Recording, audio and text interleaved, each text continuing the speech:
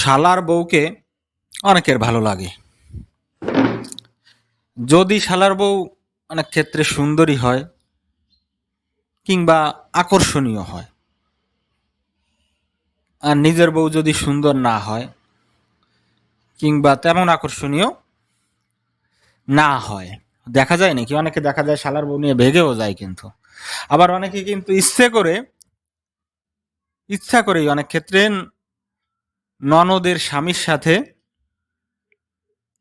প্রেম প্রীতি করে করে কি না আমি জানি না ভাই, জানি না।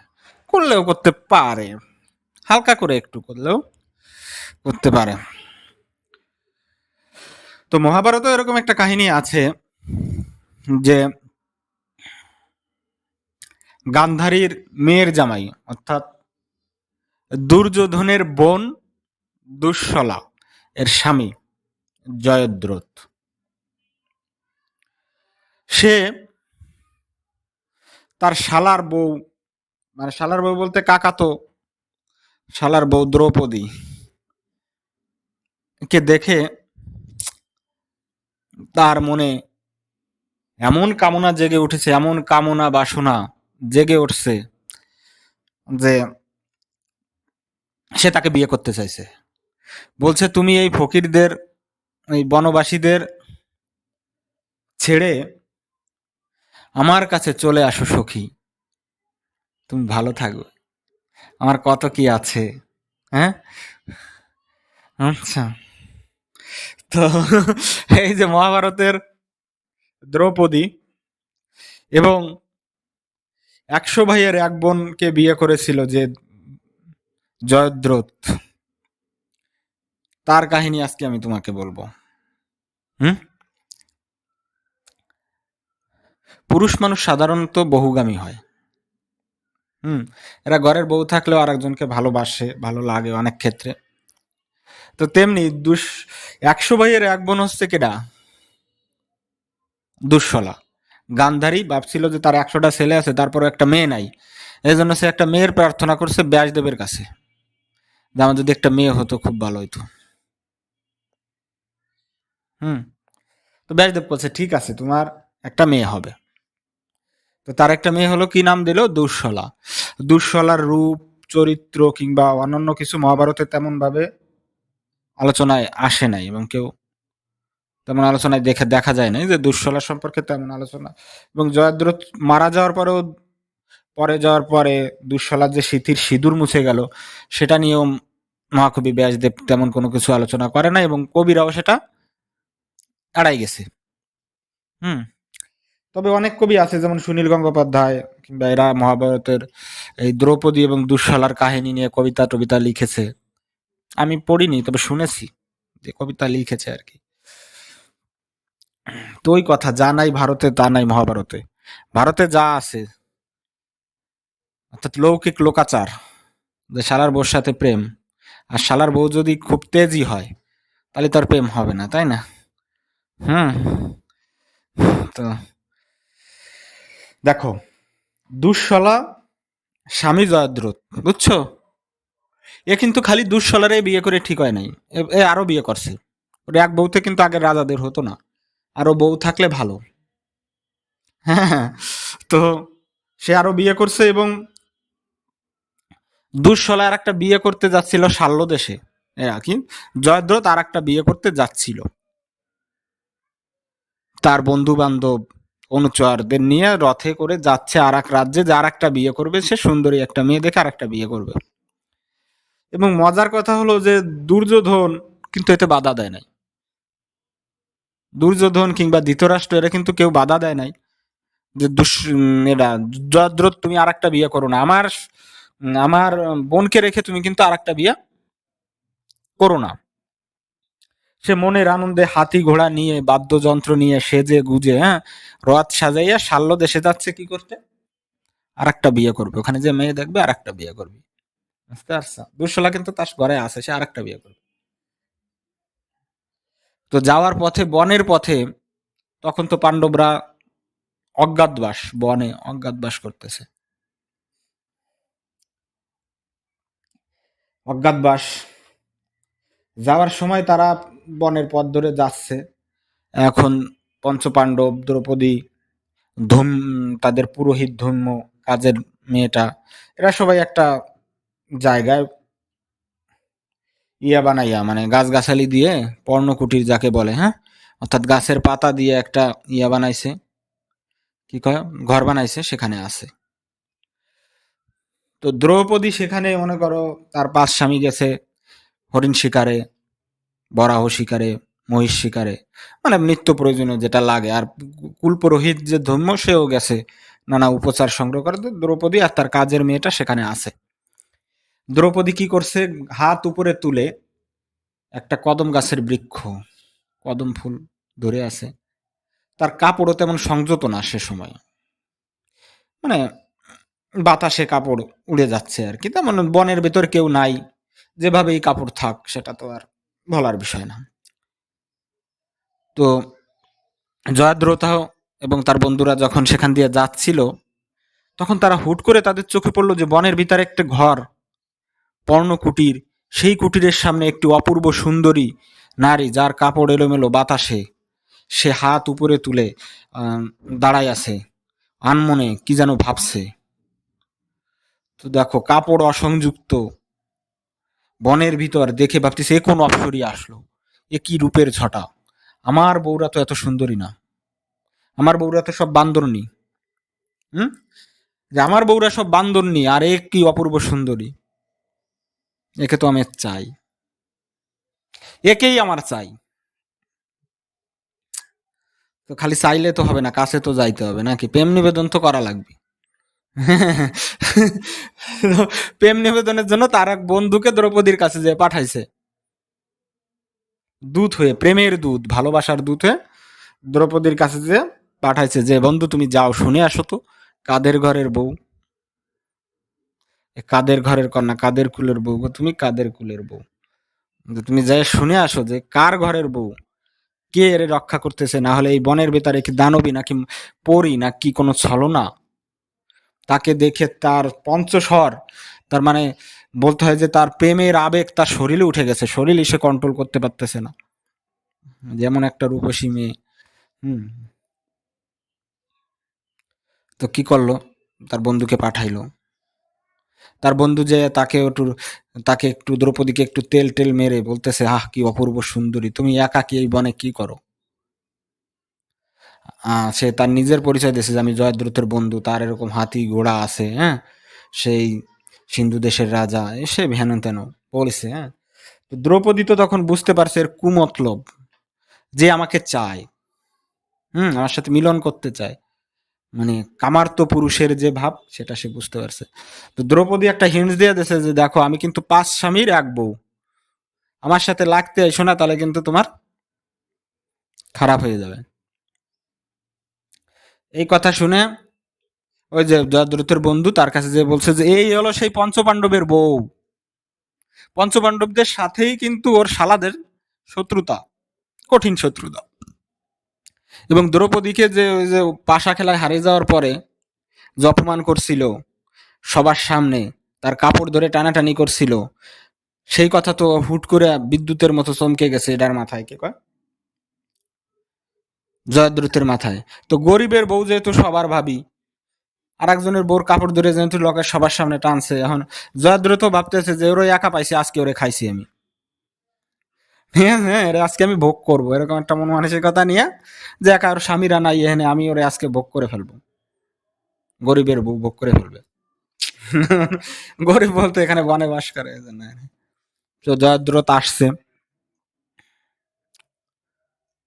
দ্রৌপদীর কাছে, আর সে বলতেছে তুমি কি সব এই গরিব মানুষদের কাছে থাকতেছো, গাছের বাকল পড়তেছো, এই যে পাতার কুটিরে থাকতেছো, মেঝেতে মাটিতে থাকতেছো, তুমি আমার সাথে, তুমি আমার বউ হবা, আমি তোমাকে বিয়ে করব, তুমি আমার সাথে যাবা, তোমাকে আমি রাজরানী করে রাখবো।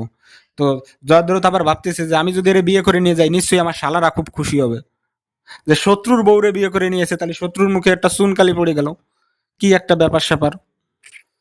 হুম, মানে মানে শত্রুর ক্ষতি করতে পারলে তো ভালো, অপমান করলে, শত্রুর বউ যদি বাগায় নিয়ে আসা যায়, তাও যদি কি বলে শালাদের জন্য জয়দ্রথ একটু করতে পারে না, যে শালাদের শত্রুর বউকে সে বাগাই নিয়ে আইছে, তার আবার শালার বউ, এ তোর কাকা তো শালার বউরে বাগাই নিয়ে এসে, তাহলে ব্যাপারটা একটা ফাটাফাটি রকমের ইন্টারেস্টিং হয়ে যায়। তো যেই কথা সেই কাজ, দ্রৌপদীকে যায় সে তো কাম নিবেদন করছে যে তুমি আমার সাথে চলো, আমার মনকে তুমি শীতল করো, দেহকে তুমি শীতল করো। হুম। তো দ্রৌপদী তো ভাবছে আজকে আমার রক্ষা নাই, কেডা রক্ষা করবে, এখানে তো সে কেউ নাই, তার ৫ স্বামী গেছে বনে।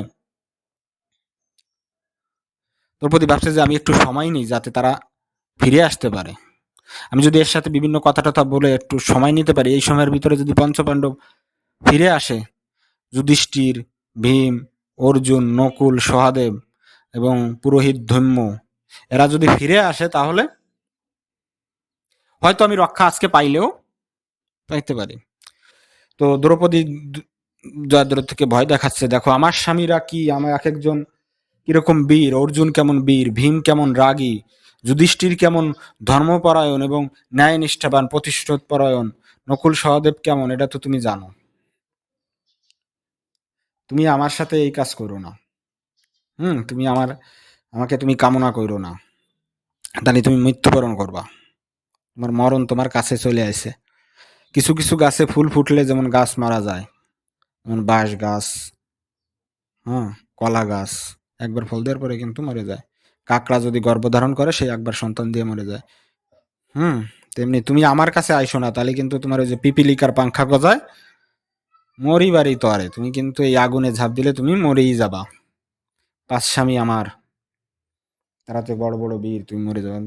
এখন জয়দ্রথ বলতেছে তারা তো নাই, আমি আছি এখন, তুমি আমার সেবা করো, আমার দৈহিক কামনা তুমি পূরণ করো। এই কথা বলে সে দ্রৌপদীর হাত ধরে দিয়েছে টান। হুম। দ্রৌপদী দিছে তারে ধাক্কা, ধাক্কা দিলি দ্রৌপদী গেছে পড়িয়া, কি দ্রৌপদী জয়দ্রথে ধাক্কা মারছে, জয়দ্রথ গেছে পড়ে। তো জয়দ্রথ দেখা যায় এখানে বসে হবে না, তাহলে এর উঠাই নিয়ে যায়, দ্রৌপদীর ধইরা হাত টাত ধরে রথে তুলে নিয়ে গেছে। কারা?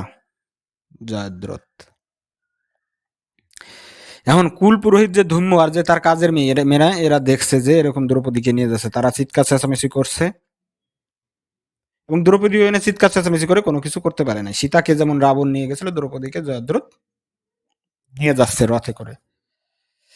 এবার এই সময়ে যখন একটা বন, নীরব বন, যখন হুট করে চিৎকার চেঁচামেচি হয়, তখন কিন্তু পাখি, পশু পাখি, কুকুর এরাও চিৎকার চেঁচামেচি করে ওঠে, হ্যাঁ, পাখিরা।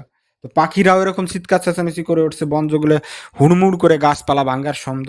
এই কথা, এই শব্দ আবার যে বনের ভিতরে যে শিকার করতে গেছিল তার পঞ্চপাণ্ডব, হ্যাঁ, এদের কাছে গেছে, কিরে আমাদের বাসার ওইখানে পশু পাখি এরকম ডাকতেছে, একটা শব্দ হচ্ছে কিসের, চলো তো দ্রৌপদীর কোনো বিপদ হলো কি না। পঞ্চপাণ্ডব দৌড়ে আসছে, আসিয়া দেখে যে গৃহ এরকম এলোমেলো, ধর্ম এবং কাজের মেয়ে বলতেছে যে এই পদ দ্রৌপদীকে তারা তুলে নিয়ে গেছে, আর দ্রৌপদীর কাজের মেয়ে বলছে যে তারা তার সাথে খারাপ কাজ করতে চাইছে এবং তাকে ধর্ষণও করতে চাইছে, এতক্ষণ ওরা না জানি কেমন ধর্ষণ করেই ফেলছে কিনা। যুধিষ্ঠির বলতেছে তুমি থামো, আমি দেখতেছি, এসব খারাপ কথা বলিও না।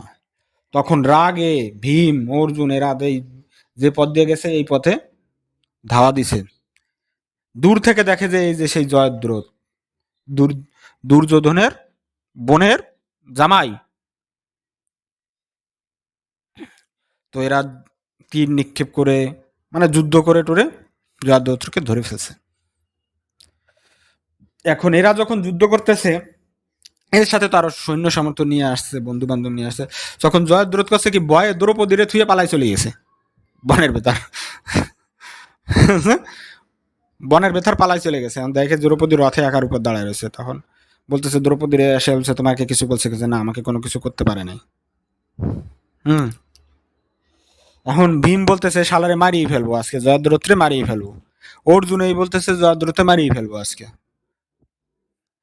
কিন্তু যেহেতু কোনো কিছু করতে পারে নাই দ্রৌপদীকে, টানা হেঁচড়া শুধু করছে। এখন ধর্মপুত্র যে যুধিষ্ঠির, সে তো আবার খুব ধর্ম পালন করে, সে বলছে যে ওকে মারার দরকার নেই, একে মারলে আমাদের বোনটা বিধবা হয়ে যাবে, তার স্মৃতির সিঁদুর চলে যাবে। দুঃশাসন, হ্যাঁ। আবার গান্ধারী তো তার মা, মানে জ্যাঠি, সেও কষ্ট পাবে, তোমরা ওকে মাইরো না। ভীম বলছে যে না, ওরে মারিয়ে ফেলবো। এই কথার পরে এরা করছে কি, ভীম এবং অর্জুন ওই জয়দ্রথের পিছু নিছে, আর যুধিষ্ঠির দ্রৌপদীদের নিয়ে গৃহে নিয়ে আসছে, যেহেতু দ্রৌপদী এখন শক্ট। যাইয়া অর্জুন আর ভীম দ্রৌপদী ডারে ধরেছে, কি কয়, বিশ্বর জয়দ্রথরে ধরিছে, দৌড়ে কঠিন মার দিছে আর কি, কঠিন মায়ের, এমন মার দিছে যে কোনো মতে দেহটা আছে। যুধিষ্ঠির যেহেতু বলছে জোরে মারিয়ে ফেলো না, খালি প্রাণটা কোনো মতে ছটফটায় আছে, এমন মার দিছে অর্জুন আর ভীম। মায়েরে ওর চুল করছে কি, আগে তো মারতি মানা করছে যুধিষ্ঠির, তার বড় দাদার আদেশ তো অমান্য করতে পারতেছে না, এর চুল বান দিয়ে ছাঁচিয়ে দিয়েছে 5 জায়গা, অর্থাৎ অর্ধেক অর্ধেক চোররে যেমন ছাঁচিয়ে দেয় না, চুনকানি লাগাই দেয়, ও চুল 5 জায়গা ছাঁচিয়ে দিয়েছে। মাথায় চুল 5 জায়গায় ছাঁচিয়ে দিছে, ওনার একটা এখন অপরাধী মানে সঙ্গের মতো লাগতেছে। এ তো এখন, তখন তো আর সব জায়গায় সেলুন ছিল না, চাইলেই চুল কিন্তু হুট করে সব একই সাইজ করে ফেলতে পারতেছে না। জয়দ্রথরে বলছে যে তুই এইভাবে যাবি তো দুর্যোধনদের কাছে, যাই দেখাবি যে আমি দ্রৌপদীর দিক তাকাইছিলাম, আমার এই অবস্থা করছে, আমার চুল ছাঁচে দিছে, আমার চুলকারি লাগাই দিছে। কইয়া ওরে দ্রৌপদীর কাছে নিয়ে আসছে, দ্রৌপদীর কাছে মাপ টাপ চাওয়াইয়া ওরে পাঠাই দিছে, যা তুই যে এত শালাদের বলিস যে আমি আমার এক শালার বোর দিক তাকাইছিলাম, আমার এই অবস্থা করেছে তার 5 স্বামী। পাণ্ডবরা কিন্তু তখনই অজ্ঞাত বসে। এই যে তার চুল এইভাবে করছে, এইভাবে তো সে লোকালয়ে কোথাও যাইতে পারতেছে না, জয়দ্রথ একজন রাজা মানুষ, এইভাবে যদি সে তার রাজ্যে ফিরে যায় কিংবা শালাদের কাছে যায়, এটা তো একটা বিশাল অপমানজনক হয়ে যায় এবং একটা কলঙ্কের কাহিনী হয়ে যায়। সে কাছে কি ফিরে না যেয়ে গঙ্গার তীরে বসে আছে, ভাবতেছে কি করা যায়, তখন সে ভাবছে এই অপমানের বদলা আমাকে নিতে হবে, কিভাবে নেব? মহাদেবের সে সাধনা করছে, শিবের সাধনা করছে, যে মহাদেব শিব, এই যে আমাকে অপমান হলো, আমি শক্তিশালী হতে চাই, আমি এমন কিছু করতে চাই যে আমার চুল যে আজকে কাটিয়ে দিল, ছাঁচিয়ে দিল, এর প্রতিশোধ আমি নিতে চাই। সে কঠোর তপস্যা শুরু করলো। এই সময় তার চুলগুলো বড় হয়ে গেল, বুঝো নাই? চুলগুলো তার এখন তার বোঝা যাচ্ছে না যে মাথা চালিয়ে দিছিল। হ্যাঁ, কঠোর তপস্যা করতে করতে শিবকে সন্তুষ্ট করছে। মহাদেব আশুতোষ শিব, আশুতোষ মানে যে অল্পতেই তুষ্ট হয়। হুম, শিব তুষ্ট হয়ে গেছে, আসে তাকে এখন শিবের কাছে বলছে যে বাবু তুমি কি চাও, বর চাও? ও বলছে আমি বর চাই। জয়দ্রথ বলতেছে কি বর চাও? বলতেছে আমি এই পঞ্চপাণ্ডবকে হারাই দিতে চাই যুদ্ধে। হ্যাঁ, পঞ্চপাণ্ডব যাতে আমার সাথে যুদ্ধে না পারে, আমি মেয়েদের মেরে ফেলতে চাই। কারণ শিব ঠাকুর দেখে যে আরে এ তো একটা কঠিন ফাপড়ে পড়লাম, হুম, এটা কি করে সম্ভব? তো বলছে যে তুমি বর চাইছো, আমাকে সন্তুষ্ট করছো, আর আমি যেহেতু তোমাকে বলছি যে আমি তোমাকে বর দেব, আমি তোমাকে বর দিলাম। কি বর? যে একদিনের জন্য তুমি অর্জুন ছাড়া সবাইকে হারাই দিতে পারবা, মানে রুখে দিতে পারবা, হারাই দিতে পারবা না, রুখে দিতে পারবা, বাধা দিতে পারবা, কিন্তু তাদের পরাজিতও করতে পারবা না, আবার তাদের মেরেও ফেলতে পারবা না। কি চমৎকার একটা শর্ত যুক্তিবিদ্যার শুভঙ্করের ফাঁকি দিয়ে দিল শিব, মহাদেব শিব। কি দিল? যে তুমি অর্জুন ভিন্ন বাকি যে চার পাণ্ডব থাকে, যুধিষ্ঠির, নকুল, সহদেব, ভীম, এদের তুমি ঠেকাই দিতে পারবা। কি করবা? বাধা দিতে পারবা, ঠেকাই দিতে পারবা, হ্যাঁ, কিন্তু পরাজিতও করতে পারবা না, আবার মারিয়েও ফেলতে পারবা না। তো জয়দ্রথ এটাই মানিয়ে নিতে হইলো তার। সে চলে গেল, সাধনা টাধনা করছে, এদিকে তার চুলগুলো বড় হয়ে গেছে, এখন আর সেই কলঙ্কের ছাপ নাই, চুল সাধনা করছে মেলা দিন ধরে। সে ফিরে গেল।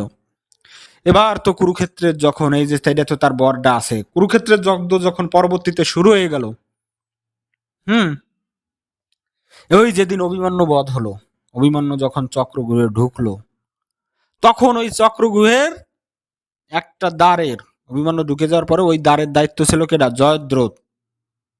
অভিমন্যুর পিছন পিছন ওই যুধিষ্ঠির, ভীম, নকুল, সহদেব এবং সাত্যকী, দৃষ্টদ্রুম, দ্রুপদ, এদের ঢোকার কথা ছিল, কিন্তু ওই মহাদেবের বরে জয়দ্রথ ওই দিন ওদের সবাইরে ঠাকাই দিল। না, নো এন্ট্রি আজকে যুদ্ধে। এমন সে আজকে বরের, ওই মহাদেবের বরের কারণে সে এমন যুদ্ধ হয়ে গেছে জয়দ্রথ, যে আজকে আর সবাইকে সে ঠেকাই দিছে, তারা কেউ আজকে আর পারতেছে না। এদিকে অর্জুন ওই যে কৃষ্ণের সংসপ্তক সৈন্য যারা দুর্যোধনের যুদ্ধ করছে তাদের সাথে যুদ্ধে ব্যস্ত, আর এইদিকে চার পাণ্ডব এবং সাত্যকী, দ্রুপদ ধৃষ্টদ্যুম্ন সবাইকে জয়দ্রথ দেশে ঠেকাইয়া অভিমন্যুকে একা একা ওখানে যুদ্ধ করতেছে, সপ্তর্ষি মিলে অভিমন্যুর 12টা বাজাই দিছে, অভিমন্যুকে মারে ফেলছে। কেউ আর অভিমন্যুর পিছন পিছন সেখানে যাইতে কি পারে নাই, ঢুকতে পারে নাই, ফলে অভিমন্যু ডেড। অর্জুন তো এই কথা শুনে যুধিষ্ঠির ইচ্ছা মতো ঠাপাইছে, বেটা তোর যদি ছেলে হতো তুই তো এটা পারতি না, আমার ছেলেরে তুই কেন ওর ভেতরে দিলি? তখন যুধিষ্ঠির ওকে বোঝাই শুনে বলছে যে আমাদের এরকম যাওয়ার কথা ছিল, কিন্তু আমরা যে কোনোভাবে যাইতে পারিনি। কৃষ্ণ বুস্টুস দিছে এবং বলছে যে অভিমন্যু ওই যে তারার সাথে, তার গুরুর বউ তারার সাথে প্রেম করছিল, সেই অভিশাপে সে এখানে সে জন্মগ্রহণ করছে। হ্যাঁ, এবং 16 বছরের জন্যই সে আসছিল। সে অভিশাপের ফলে ওই যে চন্দ্র যে তারার সাথে প্রেম করে প্রেগনেন্ট হয়ে গেছিল, এরপর বুধের জন্ম হইল, ওই কাহিনী তাকে শোনালো, সে শান্ত হলো যে না, অভিশাপের ফলে অভিমন্যু এখানে জন্মগ্রহণ করছে। এবার অর্জুন একটা ভয়ঙ্কর পণ করে ফেলছে যে আগামীকাল সূর্য অস্ত্র যাওয়ার আগে আমি জয়দ্রথকে মারে ফেলবো। কি করব? জয়দ্রথকে মারে ফেলবো। আর জয়দ্রথ এ পাশে ওই বিপক্ষ শিবিরের তখন হিরো, হিরো অফ হিরো, আজকে কঠিন খেলা দেখাইছে কে? জয়দ্রথ। সবাই তো খুব খুশি, দুর্যোধনেরা, ভীষ্ম, কর্ণ, হ্যাঁ, দুঃশাসন, দুর্যোধন, সবাই সেলিব্রেট করতেছে। আরে শালা আমাদের জামাইবাবু কি দেখালো আজকে, আমাদের জামাইবাবু তো পুরোই হিট। হ্যাঁ, আমাদের জামাইবাবু জয়দ্রথ তো পুরোই হিটম্যান আজকে। এরকম যুদ্ধ যদি করে তাহলে যুদ্ধ জিততে তো আমাদের বেশি সময় লাগবে না। তো এই সময় তারা শুনতে পায় যে অর্জুন প্রতিজ্ঞা করছে যে আগামীকাল জয়দ্রথকে সে যেখানেই থাক, স্বর্গমত্ত পাতালে, পানির নিচে যেখানেই থাক, জলের নিচে, তাকে মারে ফেলবে। এই কথা শুনে তারা একটা বিশাল পরিকল্পনা করছে যে কিভাবে সৈন্য সাজাবে। জয়দ্রথকে খুব চমৎকার একটা বুদ্ধ করে তার মাঝখানে রাখছে। পরের দিন যখন যুদ্ধ শুরু, অর্জুন আর বাইরে যাইতে পারে না, কারণ এখানে আছে কর্ণ, অশ্বত্থমা, দ্রোণাচার্য, হুম, কৃপ, হ্যাঁ, কৃপাচার্য, এরা সবাই মিলে, দুর্যোধন, সবাই মিলে কাকে রক্ষা করতেছে? জয়দ্রথকে রক্ষা করতেছে। আর অর্জুন এবং অর্জুন, পঞ্চপাণ্ডব কেউ যুদ্ধ করে আর জয়দ্রথের দ্বারের কাছেই যাইতে পারতেছে না। সে এমন দূরে আছে, এমন জায়গায় সুরক্ষিত আছে যে জেনে সে যাইতেই পারতেছে না। এখন কৃষ্ণ দেখছে তো কাম তো সারা, মহাভারতের হিরো তো ডেড, এখনই ডেড হয়ে যেতে হবে, তার আগুনের ভিতর প্রবেশ করতে হবে, কারণ অর্জুন এই প্রতিজ্ঞা করছে যে জয়দ্রথকে যদি না মারতে পারি তাহলে আমি মরে যাব। এদিকে বিকেল হয়ে যাচ্ছে, সন্ধ্যা গণায় আসতেছে, কি করা? তখন অর্জুন তো ছলনার রাজা, সে তো ছলে বলে কৌশল, কৃষ্ণ এবং অর্জুন এরা তো ছলনার রাজা। অর্জুন দেখছে একটা কৌশল বার করি, আমি এমন একটা মায়া দিয়ে সূর্যকে দেবো ঢেকে, যাতে মনে হয় সন্ধ্যা হয়ে গেছে। কৃষ্ণ কৃষ্ণ দেখছে যে এমন একটা মায়া করব, ছলনা করব, তো তারা তো ছলনা করে তার সব শত্রুদেরই মারছে পাণ্ডবরা এবং কৃষ্ণ মিলে। এদের কাছে ছলনা নতুন কিছু না, এরা খালি ধর্মের কথা বলে, কিন্তু এরা খালি ছলনাই করে। ছলনা করে তাদের সমস্ত সৈন্যদের মারছে, দ্রোণাচার্যকে মারছে, দুর্যোধনকে অন্যায় যুদ্ধে মারছে, কর্ণকে মারছে। এটা এদের কাছে নতুন কিছু না, ছলনাময় পাণ্ডবরা এবং কৃষ্ণ। যাই হোক, তারা ছলনা করে সূর্যটাকে ডাকিয়ে দিছে যে এমন মনে হচ্ছে সন্ধ্যা হয়ে গেছে, এখন অর্জুনের মরতে হবে। সবকিছু কাঠ টাট জ্বালাইছে যে অর্জুন এখন ডেড হবে, আগুনে প্রবেশ করবে। সব জায়গায় ঘোষিত হয়ে গেছে অর্জুন এখন কি করবে? মারা যাবে। আগুনে প্রবেশ করে তার ধনুক টনুক নিয়ে যে পড়ে যাবে। ও সে নিরস্ত্র অবস্থায় যাচ্ছিল, তখন কৃষ্ণ বলছে তুমি যখন মরে যাবা তখন তোমার তীর ধনুক নিয়ে কি হবে? তুমি তোমার তীর ধনুক নিয়ে মরে যাও। হ্যাঁ, অর্জুন রে বলতেছে তুমি যখন মরে যাবা তখন তোমার এই গান্ডি ধনুক ইয়া দিয়ে আমরা কি করবো, তুমি তোমার তীর ধনুক নিয়েই মরে যাও। কিন্তু এটা যে একটা ছলনা, এটা বুঝতে পারবে। এখন এই কথা তো ওই শিবিরেও রটাই গেছে, হুম, কুরু শিবিরেও রটাই গেছে, দুর্যোধনরা সবাই দেখতে আসছে যে আজকে অর্জুন ডেড, আমাদের বড় সবচেয়ে বড় শত্রু ডেড, একটা তামাশা হচ্ছে। এই তামাশা দেখার জন্য জয়দ্রথ হারামজাদা, কত বড় ফাজিল, তুই লুকাই থাক, সেও আইছে দেখতে যে অর্জুন মরে যাবে, দেখবো, হাতে তালি দেবো, কি মজা। আমি ওর বউরে আমি খাইতে চাইছিলাম, ভোগ করতে চাইছিলাম, আমার অপমান করছিল, আমার চুল চাচিয়ে দিছিল, চোরের মতো চুল কালি লাগাই দিছিল, এটা তো আমি না দেখে পারি না, কৌতূহলার সামনে পারি না, সে শালাও আইছে। এখন যখন আইছে জয়দ্রথ, যখন আইছে কৃষ্ণ এই সেই অন্ধকার সারাই দিছে সূর্যের। এখন দেখ ফক ফকা দিন হয়ে গেছে, ফক ফকা দিন হয়ে গেছে। এই সময় অর্জুন কৃষ্ণকে বলতেছে, না কৃষ্ণ অর্জুনকে বলতেছে, এই তোমার তীর দ্বারা এবার জয়দ্রথকে মেরে ফেলো।